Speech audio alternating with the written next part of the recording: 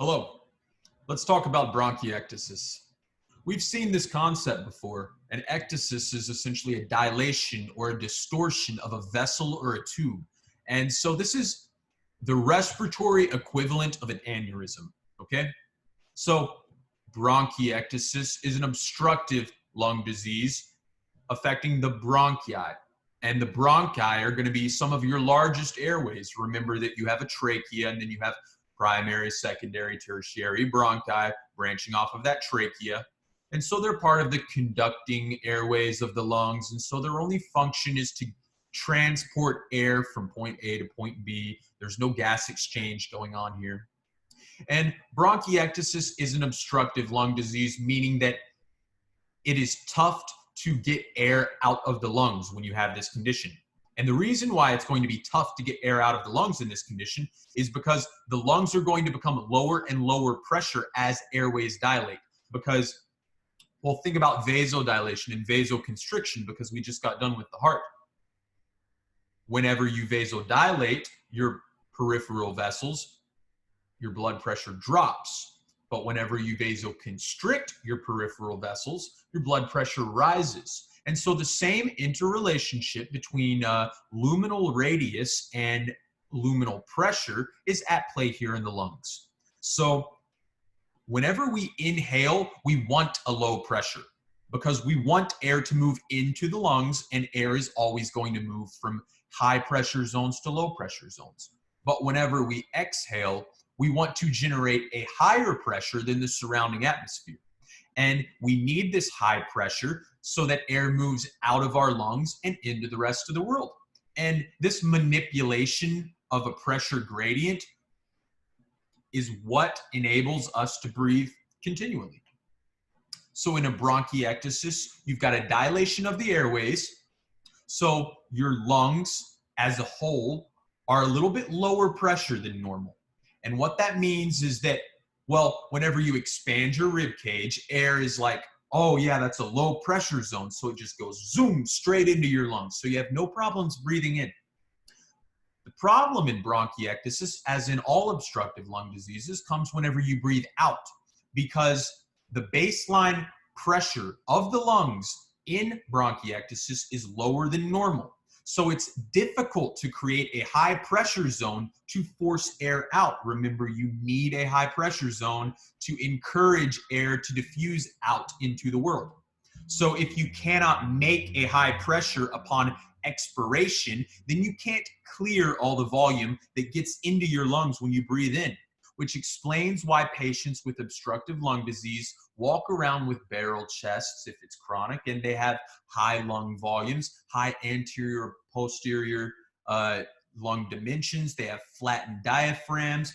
They have several characteristic findings of big lungs. And in fact, their total lung volumes are increased, but then certain lung volumes, such as your inspiratory capacity, are going to be decreased. And this is where a obstructive lung disease can lead to a pathology, is when if your inspiratory capacity is decreased because of all the free air that's just pooled in your lungs, well, when you need to take a deep breath, perhaps you're exercising, or perhaps you just got scared and you really need some oxygen, or you need to get some CO2 off, you're not able to do so because your inspiratory capacity has gone down in order to accommodate for all of this air that's trapped in your lungs due to the obstructive disease. So clinically, the hallmark kind of clinical measure of an obstructive lung disease is going to be the FEV1 to FVC ratio. And in an obstructive disease, that ratio goes down. Normally that ratio is at 0.8, but in an obstructive lung disease, it'll be way lower than that, 0.7, 0.6, 0.5. And this is because your FEV1 to FVC ratio essentially measures how much can you breathe out in 1 second. And so obviously, if you have an obstructive disease, that means that you have a tough time exhaling, so the amount of air that you can breathe out in 1 second is going to go down. And that's how we differentiate this from a restrictive lung pathology, in which your FEV1 to FVC ratio would remain unchanged. So thinking about the structure of this SDL, we're going to talk about many different causes of bronchiectasis. And then we're going to talk about what it looks like grossly and microscopically. Then we're going to talk about cystic fibrosis for a bit, which is a cause of diffuse bronchiectasis, and it's a very common inherited disorder. It's lethal. By middle adulthood, patients have a tough time living past their 30s or 40s with this disease because it affects very many organ systems, and it predisposes people to infections, and it commonly presents with childhood infections. So we've got a lot of talk about the genetic components of cystic fibrosis as well, along with the clinical picture of that. Let's get into bronchiectasis. As I said, it's essentially an aneurysm of the lung. It's a focal dilation of one airway. And then if you have something that causes a diffuse bronchiectasis, that means it's going to be dilations of multiple bronchi. And so we know that this is an obstructive lung disease, so we know it's associated with a difficulty breathing out. And so we know that whenever you have a difficulty breathing out, it's because the pressures in your lungs are lower than normal, because air wants to stay in that low pressure system. So I've tried to illustrate that here on the right side of this page too, with a normal bronchus and a dilated bronchus. So simplistically, if we were to draw an alveolus here at the terminus of each bronchus, then we would see that after you breathe in, air is going to start to move upon exhalation out of the bronchus. And the bronchoconstriction of airways creates a high pressure zone that forces air out of the lungs, right? And so that's why we bronchoconstrict, is to create a higher pressure inside your rib cage than there is in the whole world around you, because when the pressure is higher inside you than it is outside you, which way is the air going to flow? Outside. So we need to do that to exhale.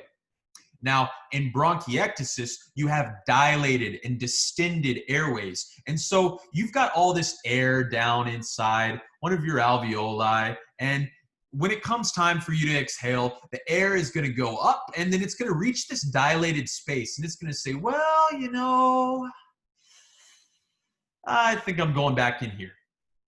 Because it's going to be tougher for air to escape the lungs when the lungs are a lower pressure. Because when faced with the opportunity to go into a high pressure system or into a low pressure system, air is going to choose the low pressure system every time. So again, this dilation represents a low pressure system to where air goes into it and then it says, no, I'm going to stay where it's low pressure. So that's why air does not escape the lungs in bronchiectasis very well. Generalized low pressures. So again, it is of major importance to remember that this is a disease affecting the bronchi, and for any lung pathology, one of the very first angles you ought to approach the diagnosis from is what level of anatomy is this taking place at?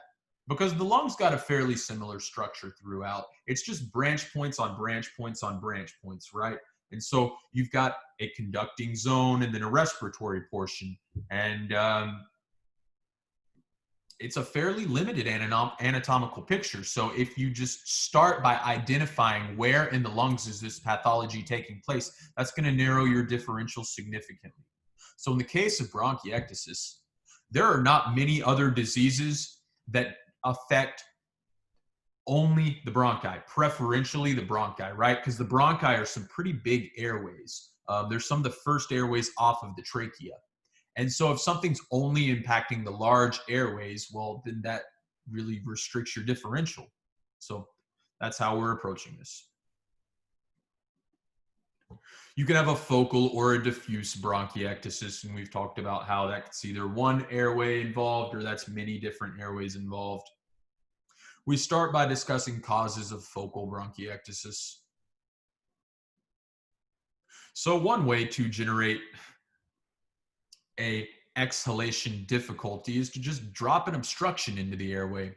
Because let's start off by remembering that whenever you breathe out, you have to generate high pressures inside your lungs to force air out. So how do you generate high pressures in your lungs? Well, you just allow them to collapse. And then the airways are also going to collapse. The problem with an obstruction is that, well, air has to escape the lungs while those airways are collapsing. And so if there is an obstruction, well, then that's going to be a big rock slide in the middle of an airway that's going to prevent air from escaping that section of lungs. And with an obstruction, you're not going to have much of a problem getting air into lungs, because if you've got something stuck in a tube, well, if you make the tube wider, then that obstruction is going to permit some air to go down and into the lungs. But then if you constrict the tube, the obstruction makes it so that air cannot escape from the terminal bronchioles that it's invaded into upon inspiration. You can also have a mass effect, which creates the same sort of bottleneck on an airway that a foreign body aspiration would.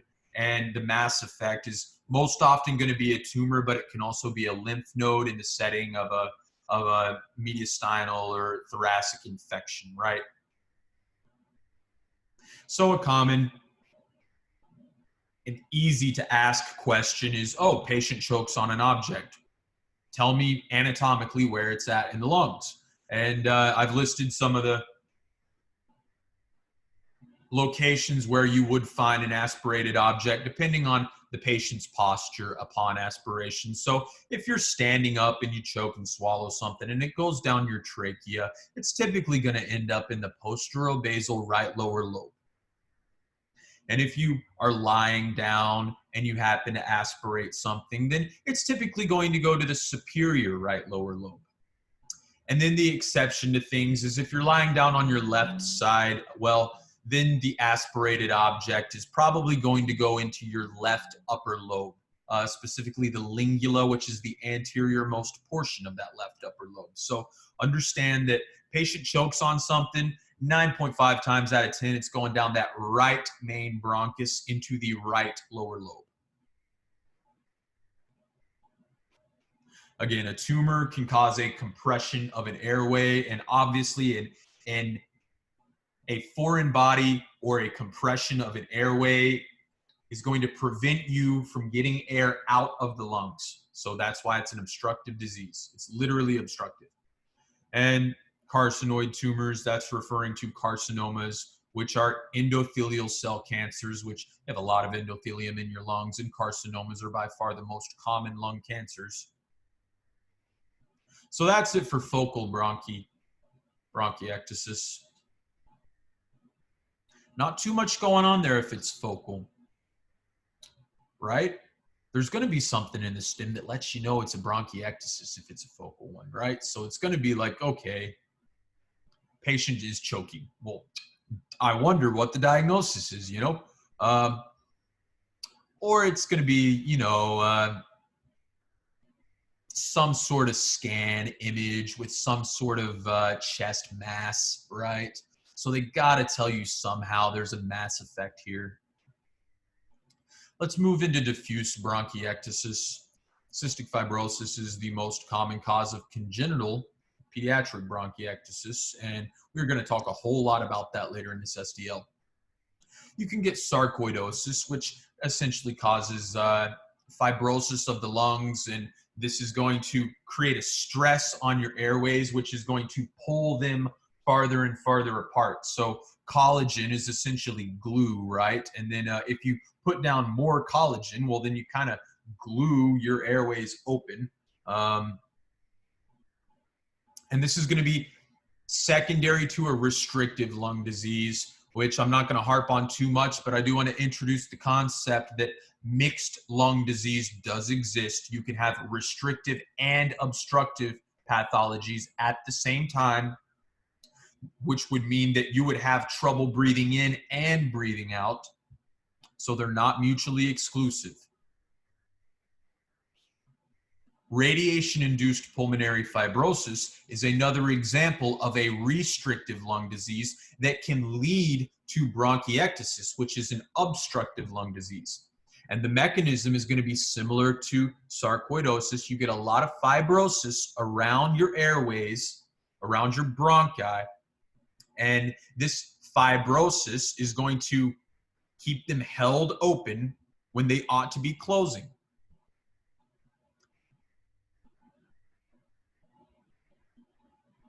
And in the case of radiotherapy, well, radiation generates oxygen radicals, which can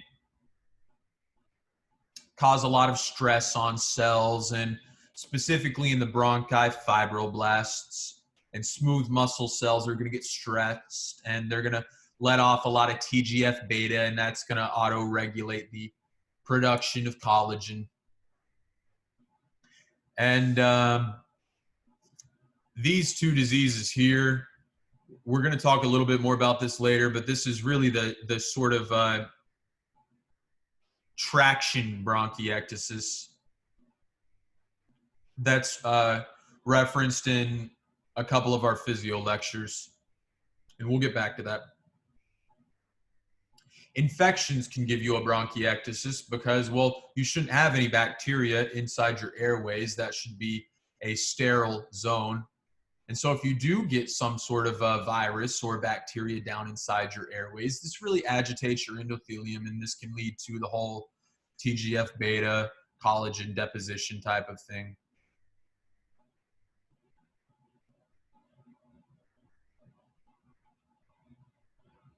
Recurrent aspirations are bad because fluid is going to pool down in the lungs, and fluid is going to irritate the endothelium of your bronchi, cause some wall stress, cause some reactive scarring.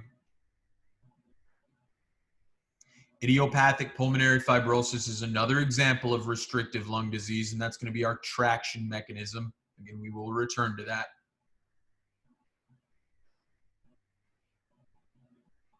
Mycobacterium avium intracellular complex can cause a left upper lobe bronchiectasis. So that's a particular point. Right middle lobe and left upper lobe, and these two lobes have long, narrow bronchi that make them vulnerable to infection. Mycobacterium is a lot more common in the elderly and in the immunocompromised.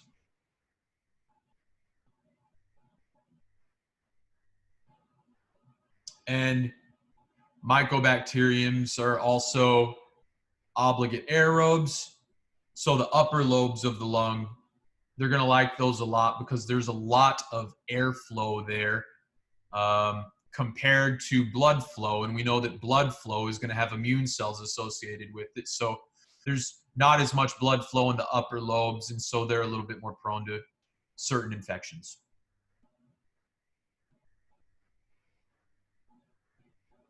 Primary ciliary dyskinesia can cause a bronchiectasis.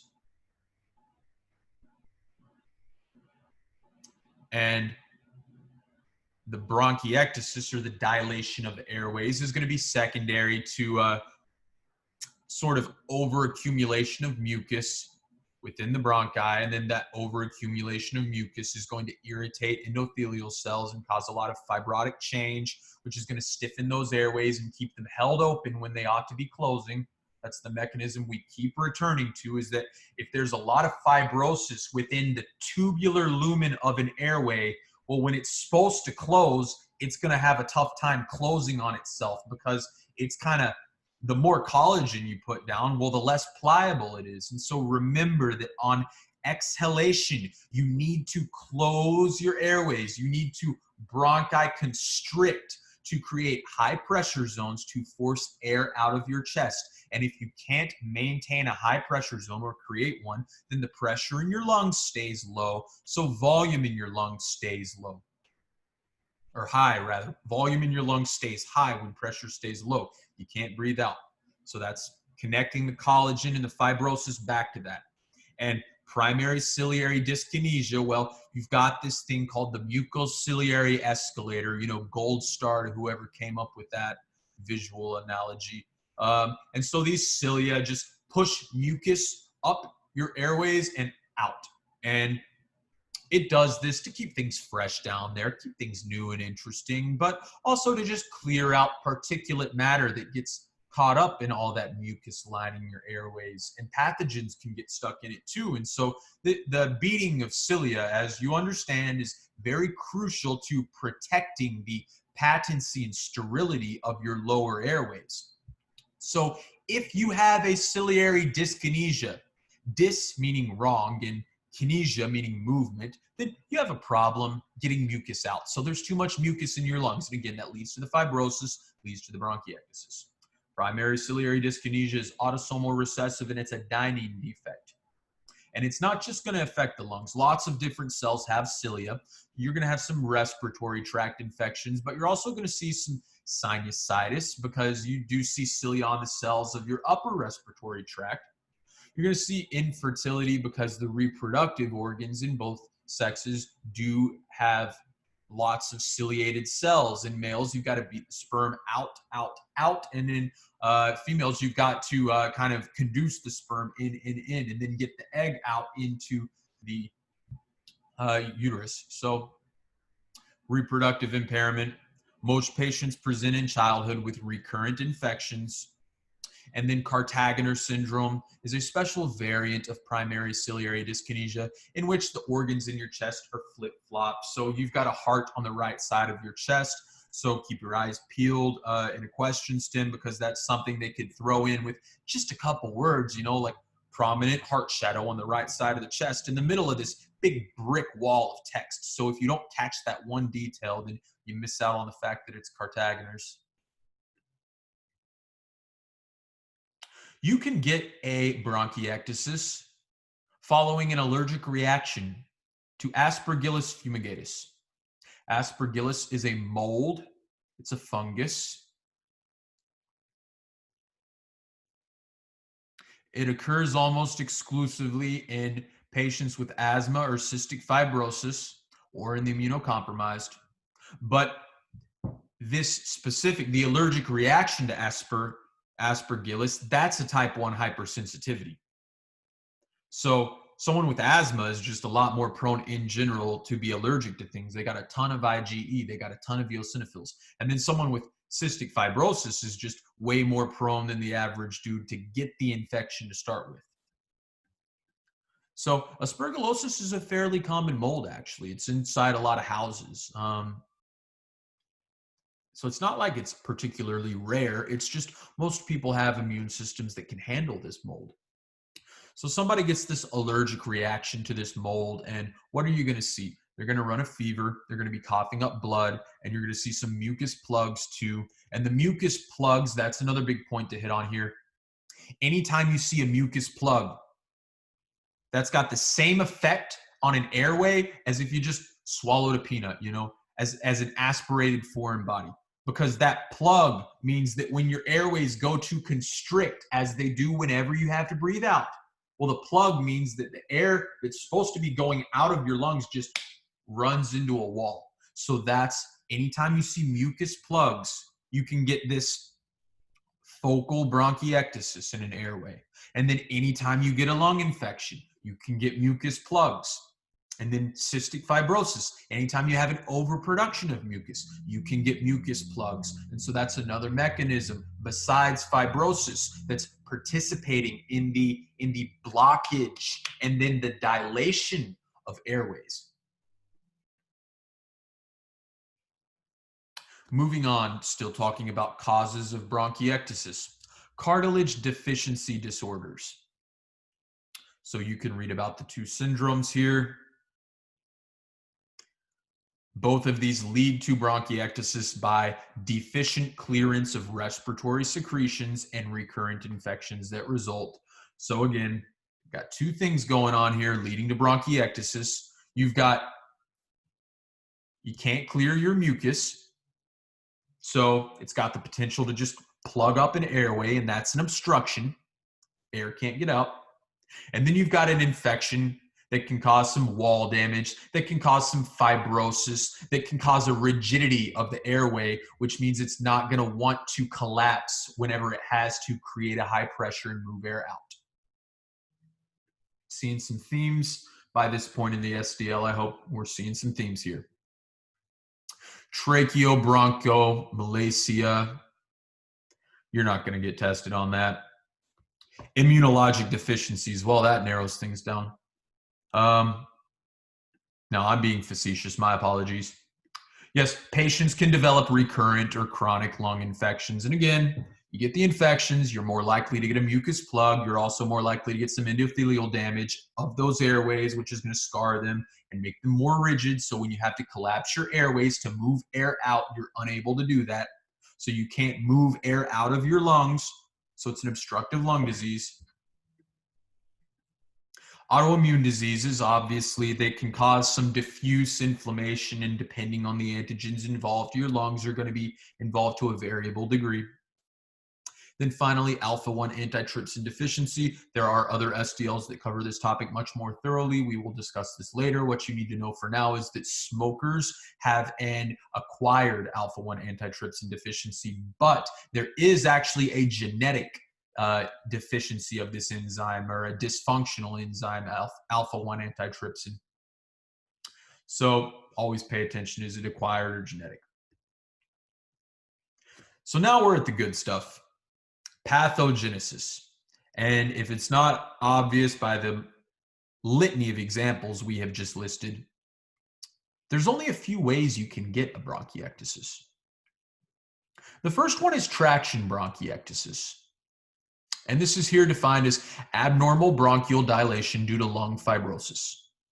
So this can be secondary to restrictive lung diseases, such as idiopathic pulmonary fibrosis, maybe radiation, we covered that, right? Radiation fibrosis, and then sarcoidosis, you get a lot of interstitial collagen in your lungs. And so all of these things are going to pull on the bronchus and dilate it.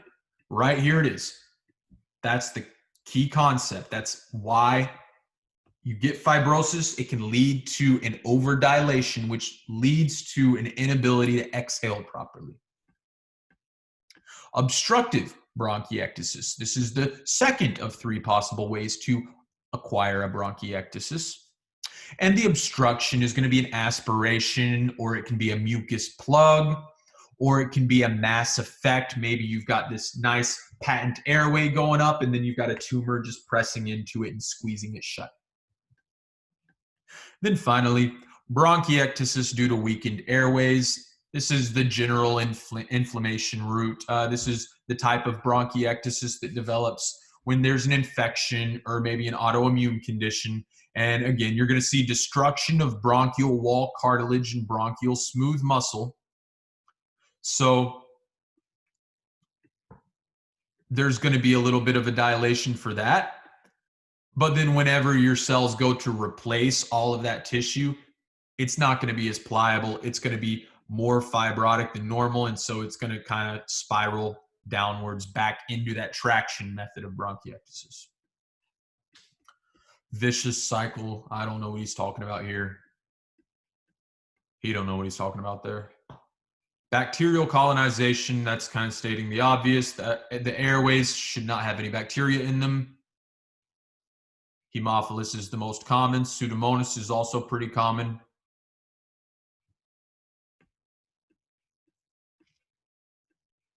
Now we get into the gross presentation of bronchiectasis. There's three ways it can really look like, and we're going to make it nice and easy here. You can have cylindrical bronchiectasis, and that means straight. And then you can have saccular bronchiectasis, which means dots, right? Or like globes. And then you can have varicose bronchiectasis, which is going to be a little bit of a combination of both. It's going to be a dilated line with some dilated globes thrown on that dilated line. So cylindrical, just the line. Saccular, just the globes. Varicose, a little bit of both. And when we're looking at lung pathology, we can see a cylindrical bronchiectasis pretty easily. And this is the sort of bronchiectasis that is going to be due to an obstruction or a mass effect, because everything downstream from the pressuring mass, the obstructing mass, is going to be dilated in an attempt to get air out of there. I'm sorry, rather it's going to be dilated because the air is trapped in there. Grossly, you've got this characteristic finding that the bronchi are sufficiently dilated that they can be followed almost to the pleural surfaces. That's very useful to know. Because again, thinking about the lungs, a good place to start is what level of anatomy are we at? And here this is telling you that the bronchi are affected. So in a question stem, it's got to include somehow only this dude's bronchi are affected.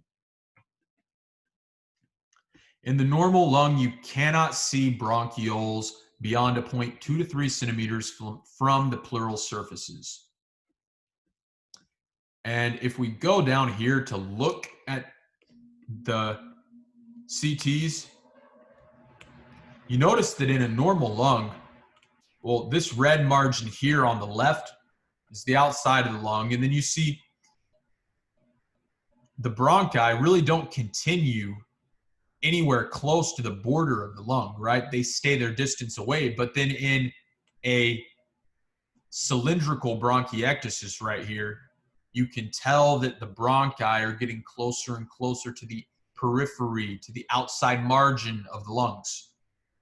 And so that's how you spot the cylindrical bronchiectasis. And then a saccular bronchiectasis is, again, it's going to be a lot of globes, a lot of spheres. And then the fusiform is going to be sort of a combination of some lines, some spheres, or I'm not the fusiform, the varicose.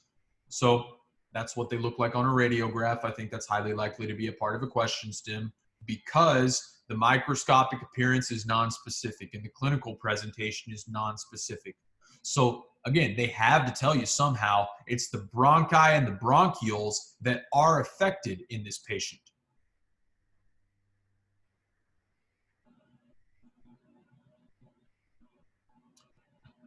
Productive cough is common. If they're infected, it could have blood in it. And you might see digital clubbing, indicative of hypoxia, which you also see in right to left heart shunts and certain forms of cancer. We think it's due to a VEGF release peripherally. Chest radiographs are abnormal in 90% of symptomatic patients. So again, what does that mean? It means you're highly likely to get a chest radiograph on any question asking about bronchiectasis or a CT. And in conclusion to this section of the SDL, this paragraph here right above the prognosis, this is what you're going to be seeing in a question stem.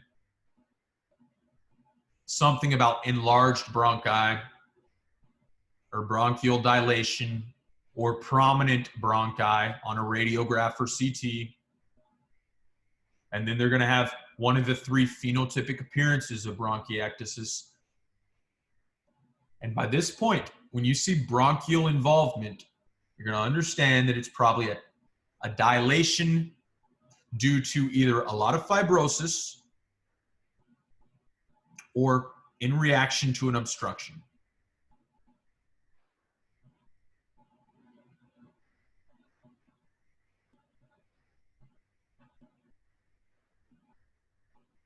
I feel like I just said the same thing over and over again, but you know, that's the nature of the game sometimes with these SDLs.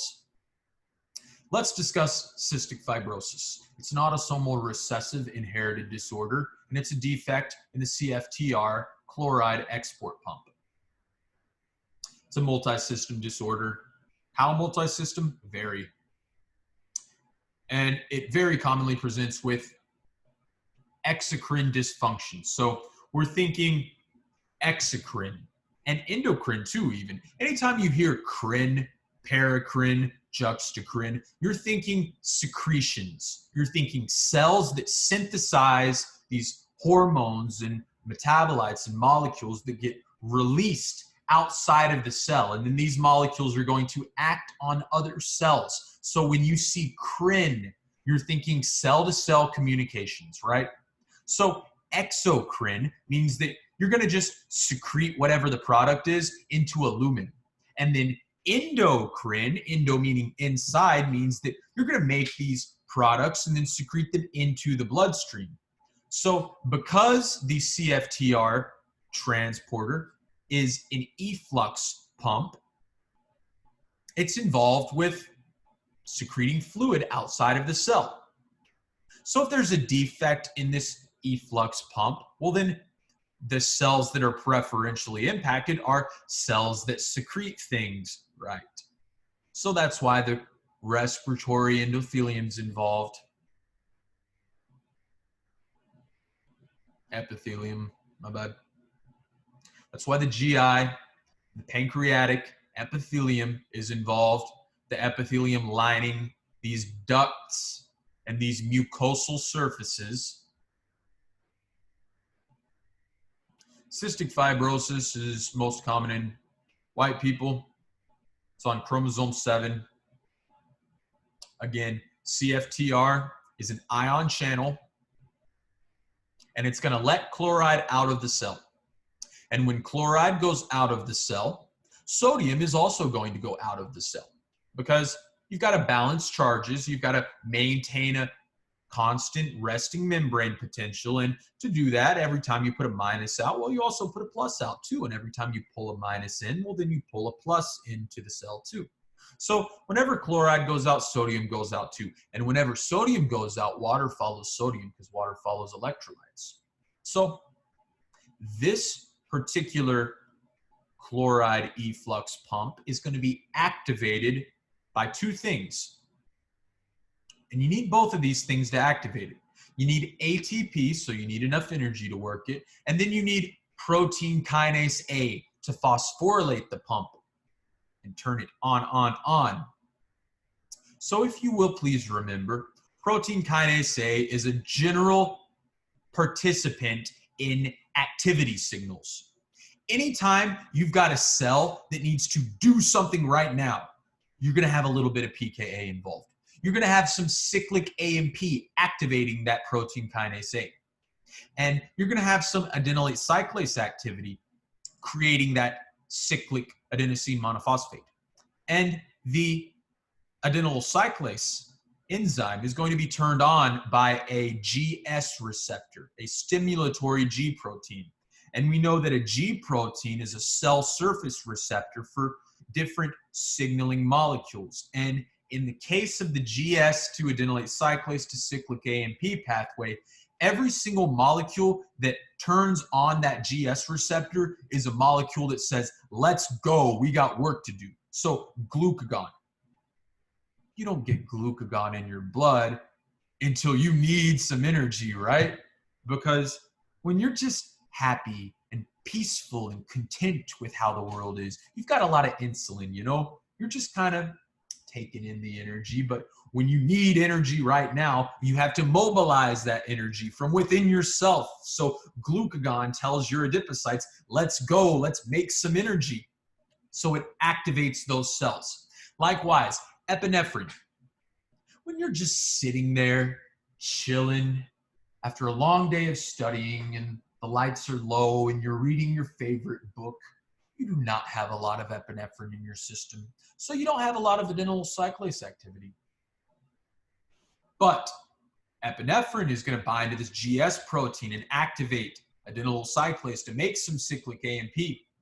And so is histamine, and so is dopamine, and so are prostaglandins. And so you see that all of these activating signaling molecules are molecules that get cells going. So that was kind of an aside. My apologies if it took up a lot of your time.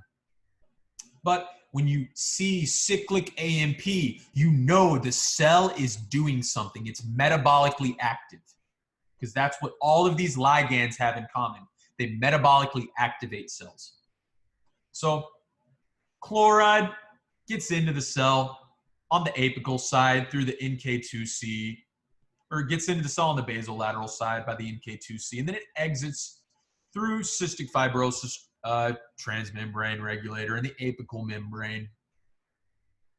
I'm going to take a quick time out, and I'm going to talk about these two terms, basolateral and apical. So we're talking about glands, right? So glands are shaped like this. They've got a lumen. So they're cells surrounding a lumen, right? So the lumen is a circle, and then the cells around it is a circle around a circle. So how do you build a circle with cells? Well, you've got to take a lot of cells that are wedge shaped, right? And then you've got to make a circle using a lot of these wedge shaped cells. And they've got to be somewhat wedge shaped in order to make this lumen. And when we're talking about basolateral and apical, right? Well, you've got a lumen here. You've got some sort of lumen in the middle of a bunch of cells, and all these cells are slightly wedge shaped. And so apical is referring to apex, which is referring to the tip of the wedge shaped cells around a lumen. And we'll say that maybe the lumen is going to be here in blue in the middle of these cells. And so the basolateral side of these cells is going to be like the base of the wedge-shaped cell around the lumen. So it's going to be this flatter side in blue. But then the apical side, we're going to draw that in green here, is going to be like the apex of the pyramid. And it's going to be the side that's next to the lumen. So how do you build a tube? With a bunch of wedges. That's why you have an apical side and a basal side to these ductal cells. And chloride is going to go out of these ductal cells and into the lumen. So it's going to go out the apical side of the cell, right? Because the apical side is always the luminal side. And so normally that's how glands secrete their products. Because every gland secretes a fluid product, and there's water in fluid. And so to get water into the glandular product, the secretion, you need some ions in that secretion. So if you can't do that, you don't have a lot of secretions. And the ones that you do have are going to be dry because water and salt are going to get reabsorbed because there's not enough chloride on the other side in the lumen of a vessel to keep all the salt and the water there. So let's talk quickly about the genetics and the biochem of all this. The most common mutation is the delta phenylalanine at position 508. You've got a total loss of phenylalanine here. It's a tricodon deletion. And loss of this phenylalanine, well, what sort of amino acid is that? Well, it's got a 6-carbon ring with an oxygen on the end. And so it's a polar amino acid, and that hydroxyl group on it is really useful for binding different things. And so losing a phenylalanine residue is a lot different than losing a valine, or an alanine residue.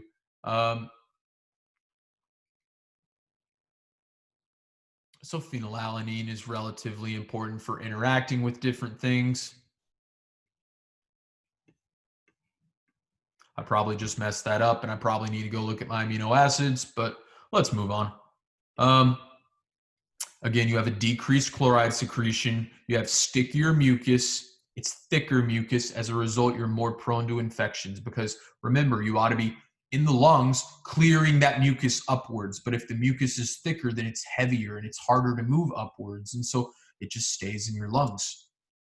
How can this cause a bronchiectasis? Mucus plug, number one, it can just straight up block a lumen. And number two, an infection is going to irritate and inflame your bronchi. And then that's going to cause them to throw down collagen and fibrous tissue, which is going to cause them to get distended, right? Kind of like an aneurysm. And so when they need to collapse, they have a tough time doing that. Cystic fibrosis is a disease of epithelium. Here's pictures for what I have used words to describe thus far. You're prone to lung infections, and you're prone to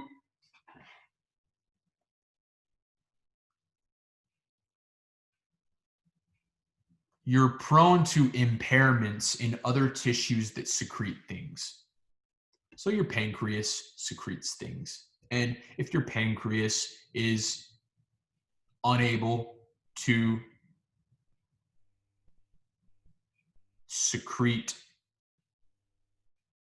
let me walk that back. I know you guys aren't dumb. I'm just trying to be thorough for people who need this, the visual.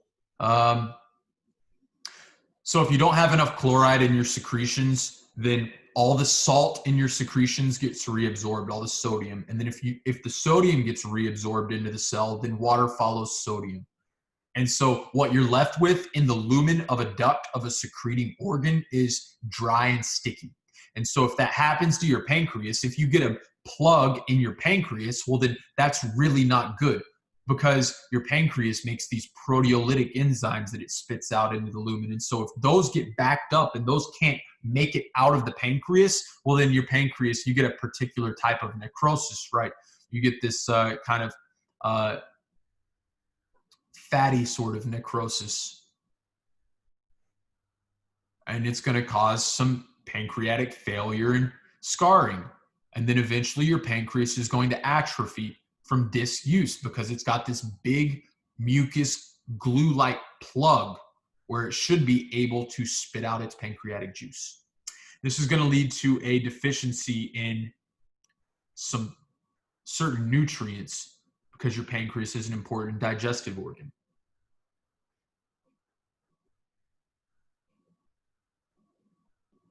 In reproductive epithelia as well, again, you need chloride to have sodium in water, in a lumen to have a hydrated lumen. And if your lumen of whatever glandular ductal sort of organ, if that lumen is not hydrated, it'll dry up and it'll atrophy. And that's what happens to the vas deferens in many cases. So that's the reason why cystic fibrosis patients are often sterile. Then we're looking at sweat gland abnormalities, and you have some CFTR in your sweat glands as well. And the reason this is important is because the way that we diagnose cystic fibrosis is by taking a sweat test.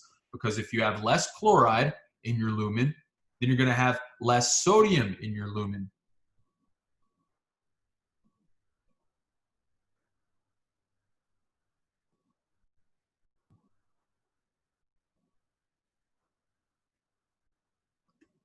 So as a result, when you go to sweat glands all have lumens, right? They're luminal organs. And the concentration of ions in these sweat glands are going to be very, very high.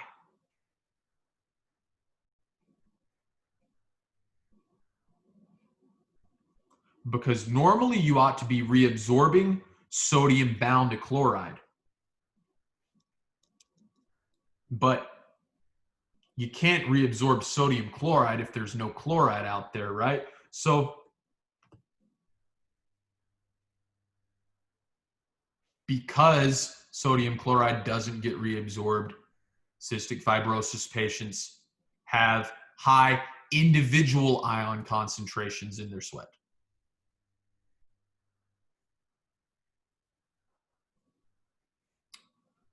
Moving on down, class 2 mutations are the vast majority of cases. It's the specific terminology for a particular misfunction of this protein. And you know, there's a lot of different mutations in the CFTR gene, right? And each one of them is going to manipulate how the receptor gets to the surface of the cell. And most of them are going to be class 2 mutations, which involve the inability of a protein to get from the Golgi apparatus to the cell membrane.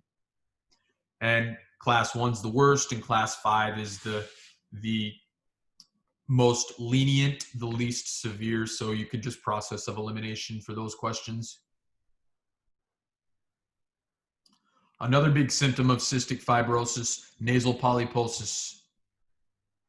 You see nasal polyps in kids. Now, in adults, nasal polyps are very commonly related to allergies, but in kids, if you see a nasal polyp, you should order a sweat test because cystic fibrosis ought to be very, very high up on your list by that point. Then you're going to have recurrent childhood infections, upper respiratory, and then progressing into lower respiratory infections with time.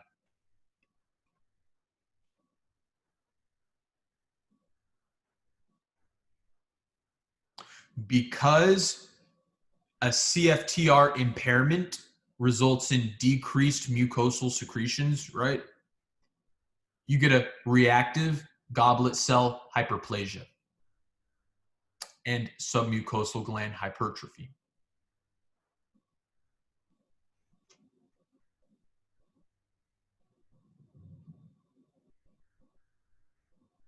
And this also has to do with the fact that your airways can get infected by this inability to clear mucus that goes along with cystic fibrosis.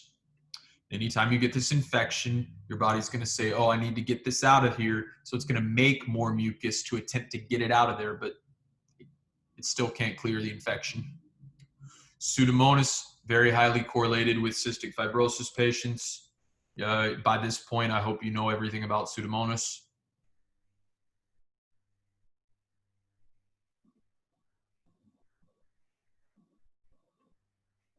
Exercise intolerance, SOB, dyspnea, failure to gain weight.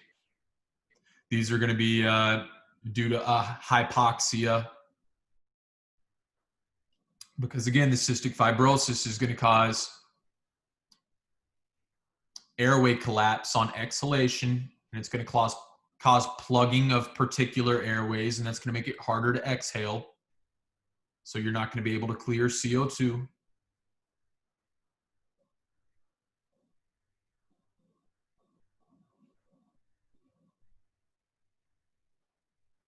Patients may require a lung transplant. Here it gets back to talking about the pancreas again. The exocrine insufficiency part. So here we're talking about secretions into a duct.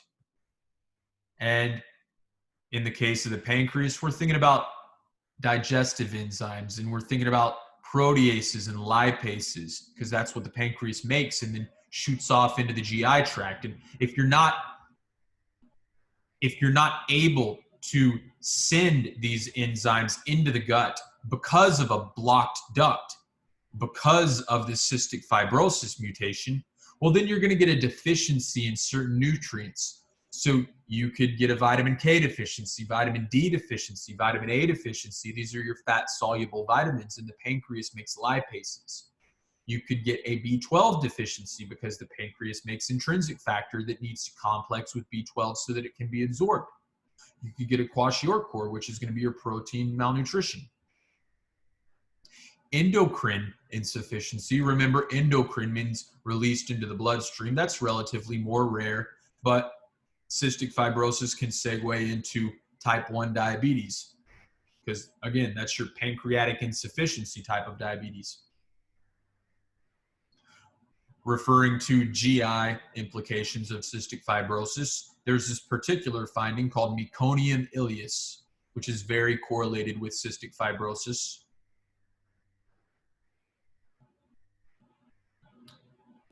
The photo here shows you exactly what it is. It's an intestinal obstruction.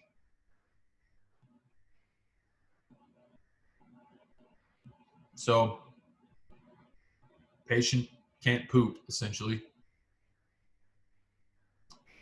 You pick it up in the newborn. And that's very important to know when it comes to defining meconium ileus, is that this is a disease of the newborn. So often you pick it up before baby's even born.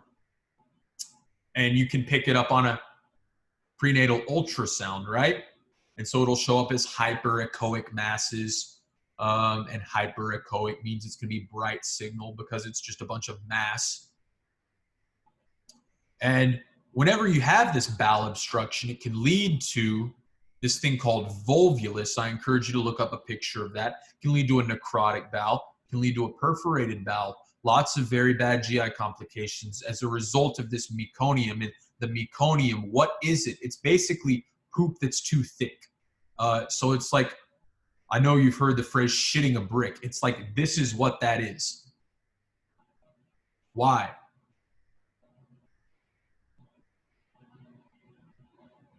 Well, because it's too sticky. There's not enough water in it. It's not hydrated enough because you can't get water in it because your chloride transport's impaired. So the water won't follow the salt that's not there.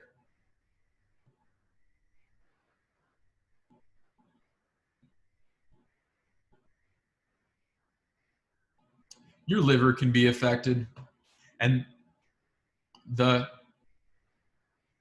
damage in the liver looks the same as the damage in the gut, the same as the damage in the pancreas, same as the damage in the respiratory system.